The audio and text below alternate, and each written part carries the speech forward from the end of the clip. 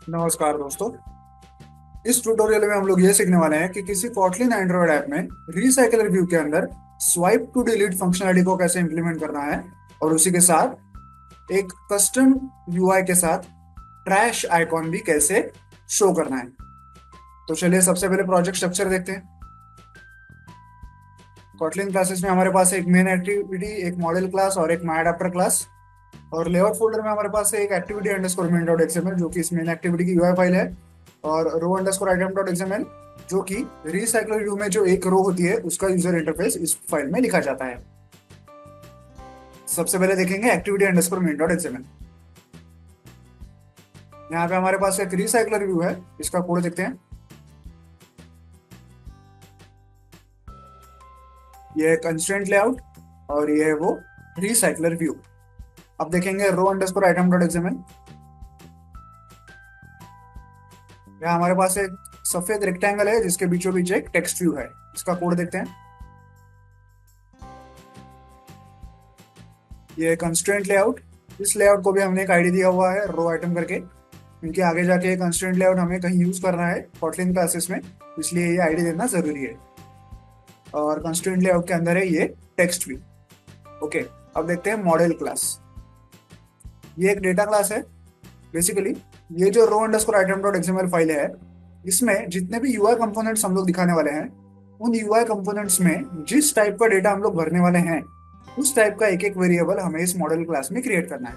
For example, यहाँ पे एक टेक्स्ट व्यू है जिसमें मैं स्ट्रिंग टाइप का डेटा भरने वाला हूँ, तो इसलिए मैंने इस मॉडल क्लास में एक स्ट्रिंग वेरिएबल बनाया है जिसका नाम है नेम, और उसी से रिलेटेड ये टू स्ट्रिंग फंक्शन यहाँ पे बनाया हुआ है। ओके, तो यहाँ जितने भी यूआई कंपोनेंट्स आप बनाएंगे उनके डेटा टाइप के हिसाब से आपको मॉडल क्लास में एक एक वेरिएबल क्रिएट करना है।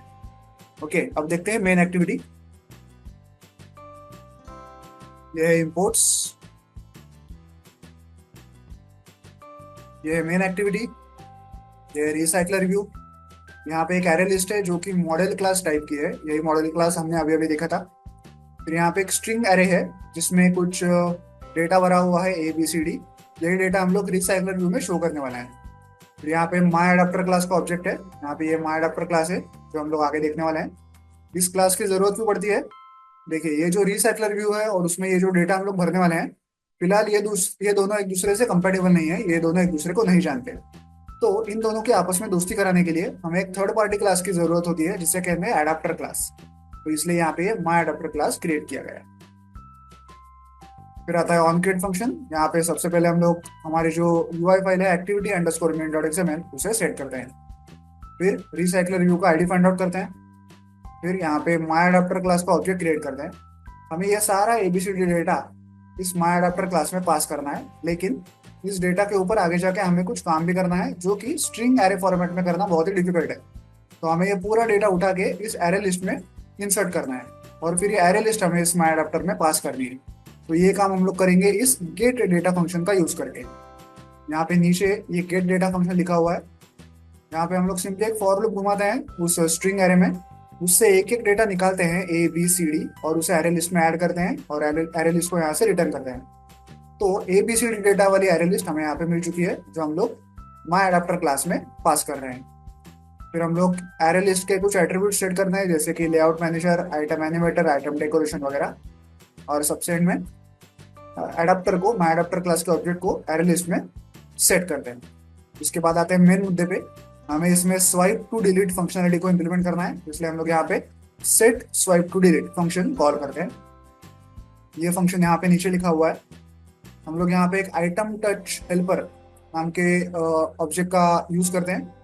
यहाँ पे हमें क्या करना है, यूजर रिसाइकलर में किसी आइटम को स्वाइप कर सकता है ताकि वो आइटम डिलीट किया जा सके।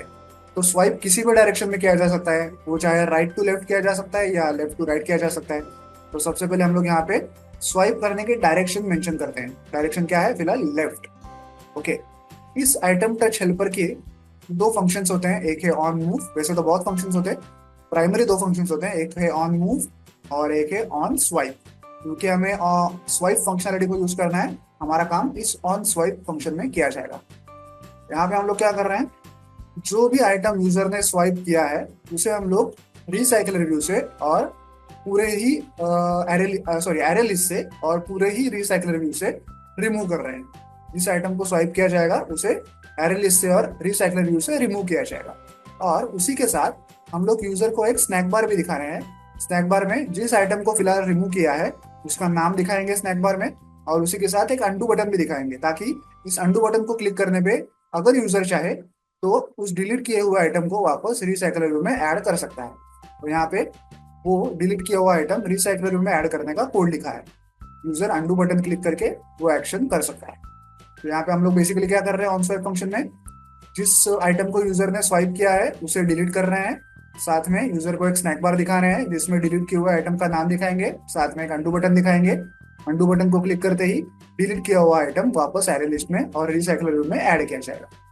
ओके, उसके बाद जब भी यूजर किसी आइटम को रिसाइकलर व्यू से स्वाइप टू डिलीट करेगा तो हमें उसके पीछे एक कस्टम यूआई शो करना है, जिसमें हम लोग उस बैकग्राउंड को एक बैकग्राउंड कलर देने वाले हैं, रेड कलर, और साथ ही में एक ट्रैश आइकॉन दिखाने वाले हैं, डिलीट आइकॉन दिखाने वाले हैं। तो ये काम हम लोग यहाँ पे ऑन चाइल्ड ड्रॉ फंक्शन में करने वाले हैं। यहाँ पे देखिए, यहाँ पे एक फंक्शन कॉल किया गया है सेट डिलीट आइकॉन करके। ये फंक्शन यहाँ पे नीचे लिखा हुआ है, सेट डिलीट आइकॉन। ये बहुत ही बड़ा फंक्शन है, आपको फिलहाल इसे समझने की जरूरत नहीं है। हम यहाँ पे एक बैकग्राउंड कलर दिखा रहे हैं उस कस्टम यूआई को, और यहाँ पे एक डिलीट आइकॉन हम लोग शो करने वाले हैं। ये आइकॉन ड्रॉएबल फोल्डर में मैंने रखा है। एक ट्रैश आइकॉन का इमेज है, देखिए ये वाला इमेज हम लोग दिखाने वाले हैं वहाँ पे। ये फंक्शन बहुत ही बड़ा है। यहाँ पे एक कस्टम यूआई क्रिएट किया जाता है जिसको एक रेड बैकग्राउंड दी जाती है और वहाँ पे वो ट्रैश आइकॉन दिखाया जाता है। फिलहाल आपको ये फंक्शन समझने की जरूरत नहीं है, आपको ये कोड डाउनलोड करने के लिए इसकी लिंक मिल जाएगी।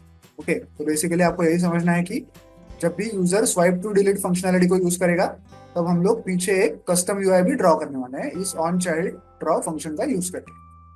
तो ये हो गया पूरा मेन एक्टिविटी का कोड। अब देखते हैं माई अडैप्टर क्लास का कोड। यहाँ पे है इनपुट्स, ये माई अडैप्टर क्लास। जो ABCD डेटा हमने वहां से भेजा था वो हमें यहाँ पे एरे लिस्ट में मिल चुका है।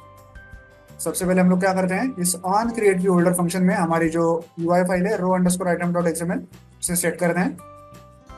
इस फाइल में जो टेक्स्ट व्यू है, ये टेक्स्ट व्यू, इसमें हमें वो ABCD डेटा भरना है एक एक करके। वो काम हम लोग करेंगे इस on bind view holder function में। यहाँ पे हम लोग एरे लिस्ट से एक एक डेटा उठाते हैं और उसे टेक्स्ट व्यू में ऐसे ऐड करते हैं।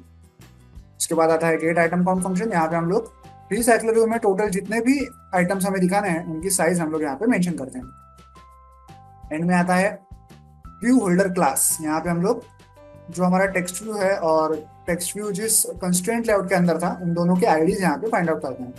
कंस्ट्रेंट लेआउट कौन सा वाला, ये जो पूरा सफेद रेक्टेंगल है ये वो हमारा कंस्ट्रेंट लेआउट है जिसके अंदर ये टेक्स्ट व्यू है। इस कंस्ट्रेंट लेआउट को हमने आईडी भी दिया था, आपको याद होगा, रो आइटम करके।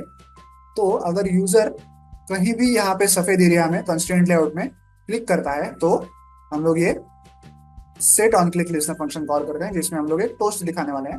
टोस्ट में क्या दिखाएंगे, इस टेक्स्ट व्यू में जो भी ABCD डेटा भरा हुआ है वो हम लोग इस टोस्ट में दिखाने वाले हैं।